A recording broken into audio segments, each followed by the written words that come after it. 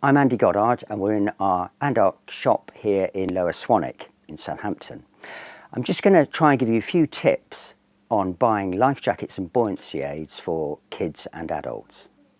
Now, most people would refer to all of these as life jackets, but they're not. What we have here, that is a life jacket, and that is what we call a gas compact life jacket. It will only inflate if you manually pull the cord to inflate it, or if it is an automatic life jacket, when you hit the water, it will then inflate. These are certainly not the best thing for dinghy sailing. Something like this is certainly no good for very young children, babies, etc.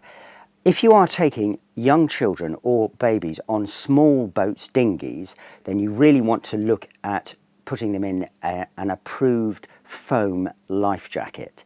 If you are a non-swimmer, you have to wear a life jacket. Let's make that bit clear.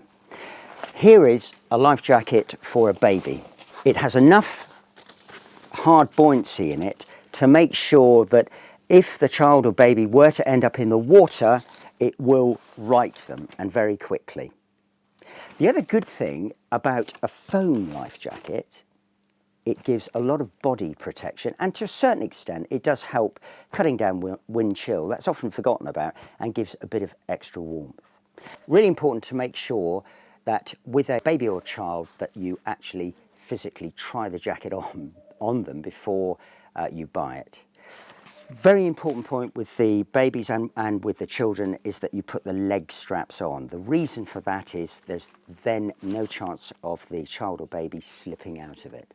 So leg straps are a great idea. And I will say that on adult life jackets that are used in bigger boats, etc., and sometimes as your safety boat life jacket, you should have a crutch strap, a leg strap, again to stop the jacket from riding up.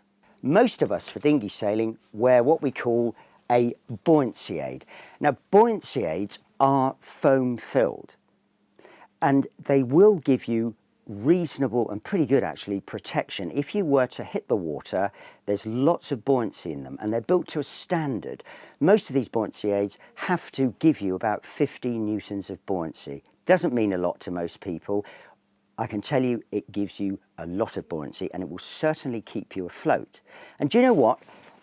Left and right on a lot of these buoyancy aids, or back and front, the foam is a different thickness, and the idea of that is to help you turn in the water if you were unconscious. Good thing about these, it's freedom of movement. All these modern buoyancy aids are great because they're low cut under the arm so they don't rub, and they're high cut above the waist so you can move, duck and dive, etc. The other good thing is if you slip and fall, and when we start we all tend to be a bit clumsy in dinghies, it does give you that extra body protection, and actually it really does keep the chill, the wind chill away, and give you a bit extra warmth. So these are buoyancy aids. When you start, you don't have to spend a fortune on a buoyancy aid. Around £30 will buy you a reasonable buoyancy aid. Going up to, when you really get into it, something body contoured that looks snazzy, a bit sexy, a bit more, up to about 60, maybe even £70. But buoyancy aid is an essential. We can't get around that fact. You go on the water, a child, a baby, life jacket, and it has to be a foam life jacket. An adult, we recommend a buoyancy aid. Going back to the life jacket, most people who sail on bigger boats, or if you're out for the day and you are a club safety person, you might prefer to wear one of these, because the idea is that you're sat on a boat with your flask and your sandwiches, watching everyone else getting wet and hopefully not needing to be rescued. But a life jacket like this, you hardly know you've got it on, okay? If you end up in the water, most that we would recommend for small boats are automatic, so it will automatically inflate. That will turn your head up right, and then you've got to be rescued. Life jackets, horses for courses, two different types here.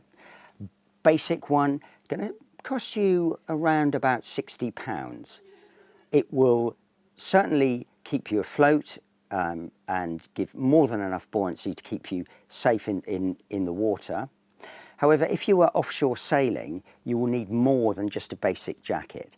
And something like that, that's designed for offshore sailing, because on the inside of these, they have a light and they have a spray hood. And they offer more buoyancy. So if you're wearing very heavy duty wet weather gear, this one will give you more buoyancy. Price of something like this, average price about £130 to £160. Finally, talking about buoyancy aids, not just for us and the whole family, including Granny and Grandad, but also your pets. Make sure that they have a buoyancy aid on, especially if you're taking them on a small boat and quite away from shore.